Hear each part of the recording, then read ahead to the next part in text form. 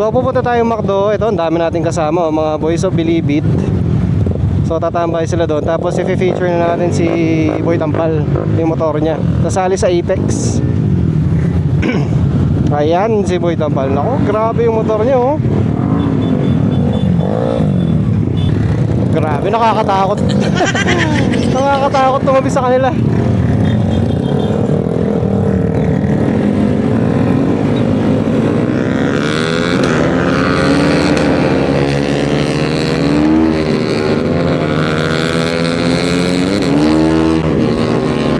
Lalakas na mga motor.